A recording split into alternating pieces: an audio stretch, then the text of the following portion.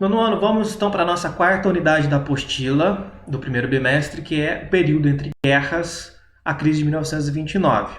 Então nós teremos algumas unidades com esse título, período entre guerras. Como o próprio nome sugere, é o período entre o final da Primeira Guerra Mundial e o início da Segunda Guerra Mundial. Lembrando que a primeira terminou em 1918 e a segunda vai começar em 1939. Então é desse período que nós vamos tratar a partir de agora. Nesta primeira, sobre o Entre Guerras, nós vamos estudar a crise de 1929, que vai causar uma transformação em muitos países europeus e que será um acontecimento que trará muitas consequências graves para vários países europeus, inclusive aqui também o Brasil. Então vamos começar lá com o período entre guerras, a crise de 1929. Para isso, nós vamos retomar a economia dos Estados Unidos após a Grande Guerra, ou seja, após a Primeira Guerra Mundial. Bem, na Primeira Guerra Mundial, os Estados Unidos já vai se tornar parceiro comercial dos europeus, isso já durante a guerra, com fornecimento principalmente de produtos agrícolas para atender às necessidades dos europeus que estavam em guerra. Como na Europa a maior parte da mão de obra estava na guerra, a indústria vai ficar paralisada. Então, mesmo que eles contratassem mulheres e crianças para trabalhar nas fábricas, muitas das fábricas também teve a sua função modificada para atender às necessidades da guerra. Então, às vezes, eles produziam um determinado produto, que era para venda para o mercado interno, e essa fábrica passou a produzir, por exemplo, equipamentos para a guerra.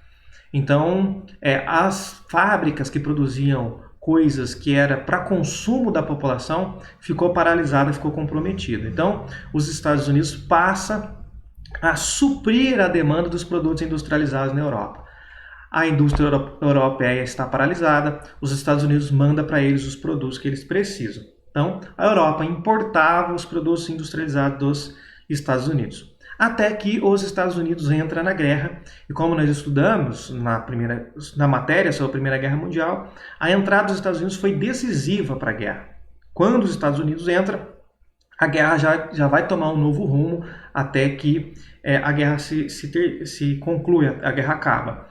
E os Estados Unidos também vai ser o beneficiado no acordo de paz, já que ele estava do lado dos vencedores. E no pós-guerra passa a emprestar dinheiro para a reconstrução dos europeus que tiveram seus territórios destruídos na guerra. Inclusive a própria Alemanha, que como nós vimos também foi a que mais sofreu, foi a considerada culpada pela guerra e assim por diante. Então a Alemanha também vai receber empréstimos dos Estados Unidos para reconstruir seu território. E esta informação será muito importante em matérias que nós vamos ver mais adiante. Bem, quando a guerra acaba, a Europa está numa crise muito profunda, muito pesada. E com isso, ela tinha dificuldade para pagar os empréstimos que fez com os Estados Unidos. Lembra que toda dívida é cobrado juro, então nenhum empréstimo é feito de graça, então é se cobrado o juro. Com a dificuldade em pagar, essa dívida vai aumentando cada vez mais e a situação se agrava cada vez mais. De forma que os Estados Unidos vai se tornar o maior credor do mundo, vai ser aquele que mais vai emprestar dinheiro no mundo inteiro. E também será considerado o país mais rico do mundo. Os Estados Unidos teve a vantagem de participar de uma guerra, ser vitoriosa nessa guerra e não ter o seu território invadido, não teve o seu território destruído, assim como aconteceu com os europeus. E inclusive o seu parque industrial. Então, os Estados Unidos vai ter um grande enriquecimento nesse período. E com esse enriquecimento, nós teremos o desenvolvimento da industrialização dentro dos Estados Unidos, sobretudo na área de tecnologia e novas técnicas de produção, para acelerar a produção, para conseguir atender a demanda do mercado interno e também a dos europeus. Então nós teremos, a partir da Grande Guerra, uma prosperidade em vários setores nos Estados Unidos, principalmente do setor de energia e de transporte. Os lucros que eram obtidos nesse enriquecimento todo era reinvestido no próprio país. Isso faz com que enriqueça ainda mais a população. E vai aumentar o consumo interno do país. O que significa isso? a própria população do país vai consumir mais, vai comprar mais. Isso porque facilitaram o crédito, facilitaram as formas de pagamento. Então, isso faz com que as pessoas comprem mais. As pessoas comprando mais, aumenta a demanda.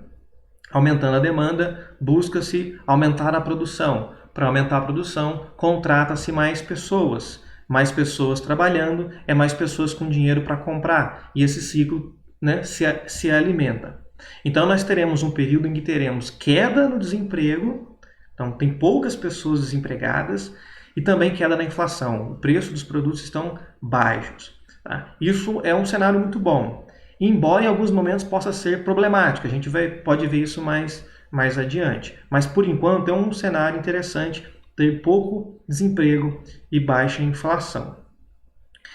Alguns produtos que eram acessíveis apenas aos mais ricos, como por exemplo carros, telefones, geladeiras, rádio, entre outros eletrodomésticos, vai se popularizar para a classe média. Então, um grupo que não tinha acesso a esses produtos passam a ter, principalmente com a facilidade de crédito, de se comprar parcelado e assim por diante.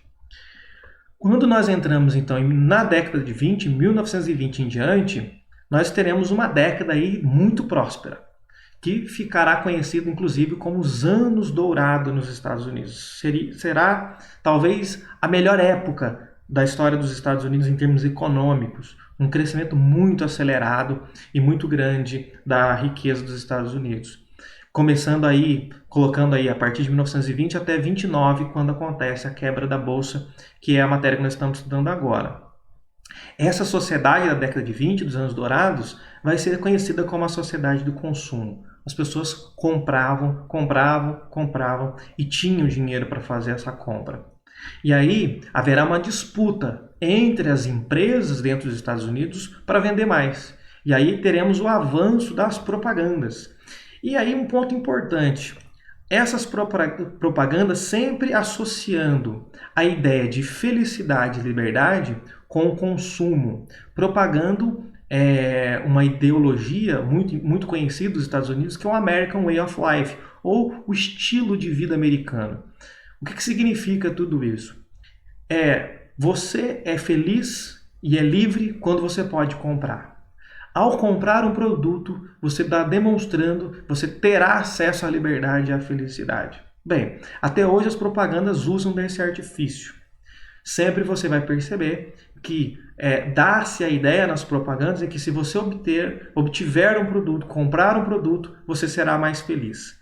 Tá certo? Claro que isso é um risco, um problema para hoje, porque se você atrela a sua felicidade ao consumo e você não pode consumir, significa, portanto, que a sua vida não é feliz? Então temos aí um problema. Então a felicidade é um conceito muito mais amplo e liberdade também é um conceito muito mais amplo. E se limitar esse conceito amplo apenas ao consumo, nós poderemos ter problemas como nós já temos nos dias de hoje.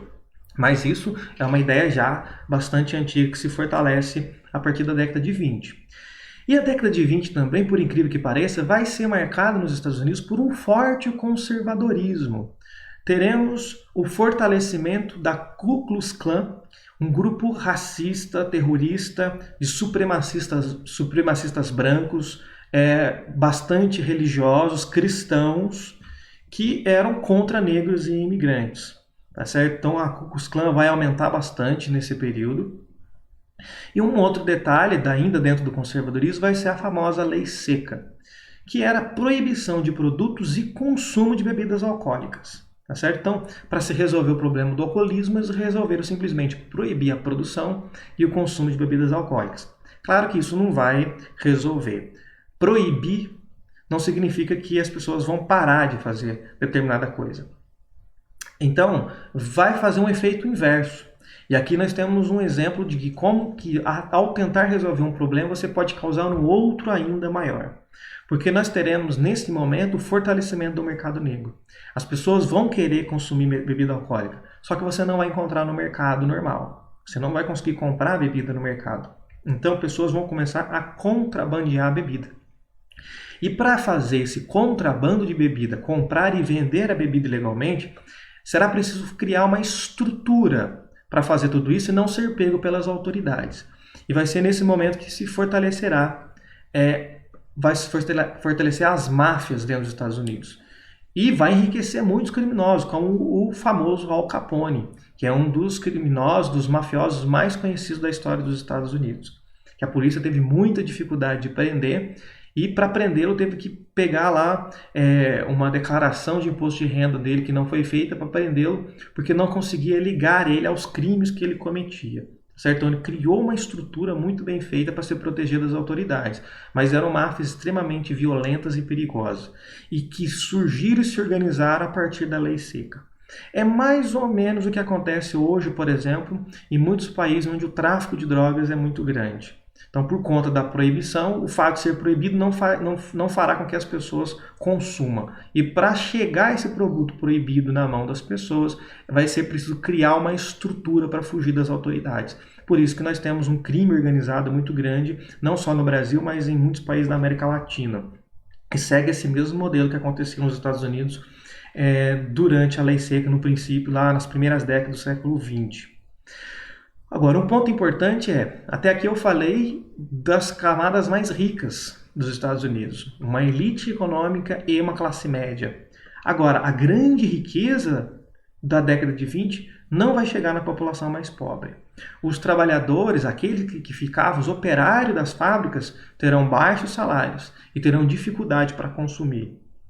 Os sindicatos estarão enfraquecidos, portanto, dificulta os trabalhadores a reivindicar melhores condições de salário, e vai ter uma intensa atividade especulativa lá na Bolsa de Valores. Em aulas futuras eu vou explicar melhor como funciona a Bolsa de Valores, e essa atividade especulativa, gente, é você tentar, na hora de comprar uma ação na Bolsa, você especular, tentar adivinhar se aquela ação vai aumentar de preço nos dias futuros, nos meses futuros e assim por diante, e com isso você poder lucrar. Tá certo? Então é uma atividade que a pessoa não está muito preocupada em fazer uma empresa se fortalecer economicamente. Está fazendo especulações, tentando adivinhar o valor de uma determinada ação na Bolsa. Isso acontece bastante até hoje e é bastante problemático também. Mas isso eu vou tratar nas próximas aulas. Quando nós tratarmos da quebra da Bolsa de Nova York, eu vou explicar melhor como funciona uma Bolsa de Valores, como funciona uma ação, como funciona esse mercado de investimento em Bolsa e também de especulação na Bolsa de Valores. Mas isso ficará para a próxima.